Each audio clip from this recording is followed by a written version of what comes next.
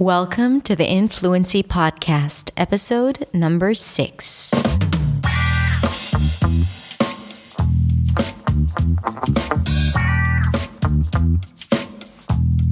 Hey, what's up? It's Hadar, and today we are going to talk about how to teach pronunciation. Now, I'll tell you why it's important for you to listen to this, even if you're not a teacher. But before that, let me just say thank you so much for being here and for tuning in. I do not take it for granted. I know that there's a lot of stuff out there, a lot of podcasts and audiobooks and YouTube videos and Netflix series that are waiting for you to watch and listen to, but you decided to be here with me. So thank you for that. And I'm very grateful. Also, I'm recording this podcast. Actually, it's the intro for today's episode because today we'll be listening to an audio version of my Accents Way magazine video blog. And I'm recording this after my podcast had been launched. And I have to tell you, the response has been way beyond my expectations. First of all, a lot of you have downloaded my the first 5 episodes, which is incredible. And it made me feel so strange. Like I feel like I'm in the ears of thousands and thousands of people around the world, and they're interested in what I have to say. So this is a very humbling experience. So thank you again for that, if I haven't thanked you enough just yet. And also I wanted to say that a lot of people commented on my voice and the way I speak on the podcast. And I wanted to address that for a sec because I feel that as well. I feel that my voice is a little different. And it's funny because I just published a video about voice a few weeks ago about how my voice changes when speaking English. And there I am recording this podcast and my voice is a lot lower and has a different tone and pace to it on a podcast in audio only. And I think the reason for that is that the microphone is just in front of me. It's like right next to my mouth. And when I record a video, the camera is far away from me, so I feel like I have to reach out to you. So I'm a lot louder on video, and my pitch is higher because I'm reaching out to you. I'm projecting my voice more on video, and I've gotten used to it. And in a podcast, I'm in this little room with my recording, with my ear set and the microphone. So I feel very like we're in a small room together. And if I yell now, it's going to feel really weird for the both of us. So this is why my voice is a little lower. Anyway, like soon you will notice the difference in my voice when I play the audio of the video, because you'll see that my voice is a little different, the rhythm is a little different, and this is what one of my students and community members pointed out. Yelena, a shout out to you. She noticed it and she said, "This is why I love it, because I can hear the difference in your voice between the podcast intro and the actual video, the audio of the video." So that's interesting. So you can listen to that as well. Anyway, today we're going to talk about how to teach pronunciation. So of course, this episode is for you if you are an English teacher and you want to find out more about my pronunciation teaching framework. I have developed a framework that consists of 8 P's. So for each stage, I actually found a legit word that starts with a P. And this is no coincidence because we speech teachers like the P sound, especially in funny tongue twisters like Peter Piper picked a peck of pickled peppers. And I truly hope that you are practicing this with me right now. Peter Piper picked a peck of pickled peppers. Okay, I get distracted so easily. Let's move on. Let's move on with what I have to tell you. So it's definitely for you if you're an English teacher. But if you're an English learner, this podcast episode is definitely for you because you want to know the steps as you're learning pronunciation, as you're looking to improve your accent in English. Like, you need to know what are the steps that you need to take. Or if you study with a teacher, or you're a self-learner and you want to know what are the steps that you need to follow when you're learning a new sound. So you can definitely apply that onto yourself when you are learning alone. So definitely stick around, because I think you're going to get a lot of value from this. Also, I have a free download for you on this episode. It's basically my pronunciation teaching framework, where I go through all the 8 Ps and I talk about each and every one of them. I give you a few examples. I share with you my tips and strategies, and it's completely free. So if you're an English teacher or a learner, you are invited to download this freebie and work with it and check off every step along the way as you are working towards improving your pronunciation and your accent. So I'll put the link to this free PDF download in the show notes. And after you download it, then send me a DM on Instagram at hadar.accentsway and tell me what you think, if you find this helpful or not. Let's move the conversation over there, because unfortunately, you can't answer me on this podcast platform that you're listening to right now. Okay, let's have a listen.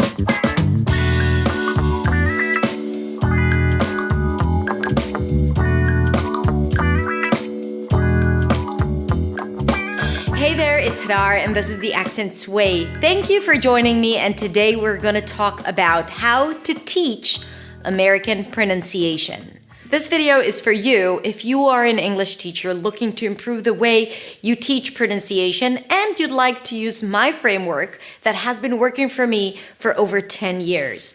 But this video is also for you if you're an English learner looking to improve your pronunciation, and you need to know what are the steps that you need to take in order to improve your clarity and confidence in English. So let's get started.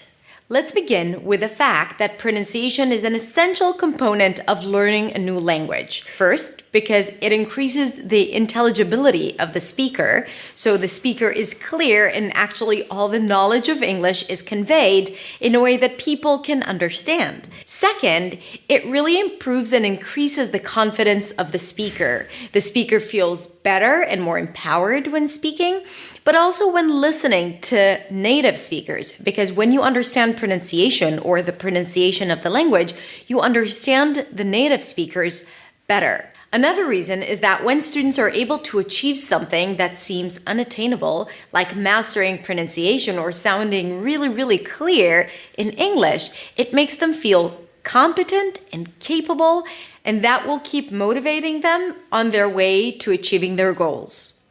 Now, while a lot of teachers want and know that they should incorporate pronunciation more in their teaching and their classes, they fail to do so. One of the reasons is that pronunciation is kind of vague and more challenging to teach, because on one hand, you have to teach them how to recognize those sounds and to even hear them, and at the same time, how to apply them properly. And then, once they apply the sounds, you have to give them precise feedback and to be able to recognize their mistakes. And that's when you, as a teacher, may doubt yourself in your ability to actually give concise and concrete feedback. Also, you have time constraints. You have the materials that you need to teach. You have the curriculum, and you don't know how to incorporate that in your day-to-day teaching, because you have to go through certain materials and there is not enough time for everything.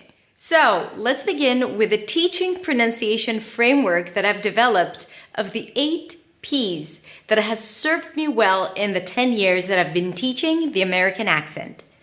The first P is perception. You have to teach them how to recognize the sound before you start teaching them how to make the sound. You want to make sure that they see that there is a difference between what they hear and what they perceive, because while they may hear the actual sound, they may categorize it as another sound, a sound that does exist in their native tongue. So for example, when trying to teach, let's say, a French speaker, in French, there is no difference between the two E sounds like in American English or in English. For example, the tense E as in sheep and the relaxed I as in ship. There is only one E. So it is very likely that a French speaker won't immediately recognize that there is a difference between sheep and how he or she may be pronouncing it as sheep. And you want to say it clearly or show them examples till they hear that there is a difference. E. Or the difference between sheep and ship. And it's not sheep and sheep, right? So when you do that slowly and you're not asking them to make any sounds, just to hear the difference, you're developing their perception, which is the first and more fundamental stage of teaching pronunciation, because if they can't hear it, they can't make it. Even if they can imitate the sound, but they still don't hear it on a regular basis, it won't be effective. They won't be able to implement it in their day-to-day speech. They'll be able to imitate you clearly, but they won't be able to transform the way they pronounce the sound. So you really have to focus on perception before starting anything else. The second P is pronunciation. This is a place where you teach them exactly what they need to do physically inside their mouth to make the sound. But it doesn't end there. Because when I teach pronunciation, I first start with the basics. Your jaw is open, the tongue is forward, the lips pull to the sides, and the back of the tongue is high, the front of the tongue is low. But for most students, that's just not going to mean anything to them. They'll be like, okay, let me try to do this thing with my mouth, and they think that they round the lips, but they don't really. So just telling them what they need to do is not enough. It's a great starting point, and you have to understand what the mouth is doing and to communicate that clearly, but you need to understand that that's not going to cut it for most students. So you might want to use some imageries or ways for them to measure their progress. So for example, I tell my students to use a mirror to see that they actually round their lips when they pronounce the sound. Or I may tell them, imagine like you have a hot potato in your mouth, and that immediately gets them to open the mouth, and they don't need to focus so much on the position of the jaw and the tongue, because that imagery just completely helped them get to that position without being too physical. So start with the physical aspects of pronouncing the sounds, but give them other ways to understand how to pronounce and make a certain sound that will work for them.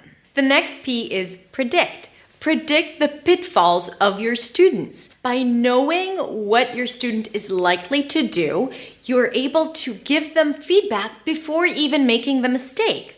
For example, if you have an Arabic-speaking student and you're trying to teach them how to pronounce the American R. Now in Arabic, the R is trilled, in comparison to American English, where the tongue pulls back for the R. So when teaching them how to pronounce the American R, you want to tell them something like, make sure the tip of the tongue doesn't touch the upper palate ever for the R. This is an indication that you are pronouncing the right sound. This is how I predicted their possible mistake, by understanding their tendencies. So I need to understand something about my students to be able to give them feedback before even making the mistake or the mispronunciation. Let me give you an example. I once had a student who used to speak with his jaw really, really close. It was really hard for him to open the mouth. And he used to do that for all sounds, both in English and in Hebrew. He was a Hebrew speaker. And when I started teaching him the as in cat and the as in father, the two open vowel sounds, the first thing I said before even hearing him, you need to make sure that your mouth is super relaxed here and that you drop your jaw and you create more space. You want to see it. You want to use your fingers to make sure you create space. Otherwise, you won't be able to pronounce the sound clearly. So I gave him feedback before even having heard him, because I predicted what his possible mistakes are going to be. And that gave him focus. He was able to just work on that aspect and come a lot closer to the target pronunciation. It was a lot easier for him to finally pronounce the sound than trying it out himself without concrete feedback to begin with, or without something to hold on to as he's working towards finding the right placement for this sound. So predicting the possible pitfalls is something that is extremely helpful when coaching your students. The next P is performance. Here you want to observe the performance of your students and to give them precise and concrete feedback. You don't want to just tell them, this is not good enough, it's close, but it's not there yet, or something like, it just doesn't sound right, because that's vague feedback. Like they won't be able, it's not tangible. They won't know what to do with it. You gotta give them concrete and precise feedback. Like, your tongue is too far back, you gotta push it a bit more forward. Or, round your lips a bit more, your lips are completely relaxed. Or, your mouth is really closed, open it a bit more. Even if you're uncertain what the exact feedback should be, you gotta try different things. One of the things that I do if I don't know what to say exactly, I try to imitate the sound and to make it myself. And then I try to understand what my mouth is doing, and from there, what they need to do in order to pronounce the right sound. This is one of the ways that I discover what feedback to actually give. Either way, you gotta give them something to work with. So don't be vague and don't say general comments like, it's not good enough or it doesn't sound right, because it will just overwhelm them and make them feel discouraged. And when they feel discouraged, you lose them. They won't be motivated and then they won't want to continue on doing this work. So you gotta give them hope. The next P is practice. Of course, practice makes better because perfection is overrated, and we want to communicate that to our students, that whenever they practice this sound, it does not need to be perfect, especially when they're first starting out. They got to test it and try it and see how it works for them, and then train the tongue to do different things as they're practicing, because practice makes better. So first of all, you got to communicate why it's so important to practice, because if they want to use this sound spontaneously, they have to develop the muscle memory, and it only happens with practice. Also, if the way they pronounce the sound is not great yet, practice will solve it. It'll help them understand what they're doing right, what they're doing wrong, and gradually move into the place or the placement of the target sound. Also, you want to develop realistic expectations. If your students work 14-hour days and you ask them to practice for 1 hour every single day, it's just not going to happen. And then they'll feel like they're always behind, like they're not doing what they need to do. They'll feel overwhelmed and then they'll quit. If your students feel overwhelmed, they'll quit. That's just how it works. So you want to make sure that they're constantly feeling capable. One of the things that I do is I just create really short recordings and practices for my students to work with. And then I tell them, even if you have 10 minutes a day, then just go into the drive and listen to those recordings and work with the recordings and do the work. They'll feel accomplished because they've done something. It will help them improve because they practiced. And also, it's possible. They'll come back to it the next day because they know it's not a big deal to do that. So set realistic expectations and understand your student's schedule and work around it. But the most important thing is that you gotta be very clear about what they need to practice exactly, where they can find those resources, and how much time they need to spend every single day. People need those guidelines, and when you give them guidelines, they'll be like, okay, I think I can commit to it, I think I can do it. And make it a dialogue. So ask them, does this sound feasible to you? And if they say no, you have to work with them to see what needs to be done in order for them to actually follow through and do the work.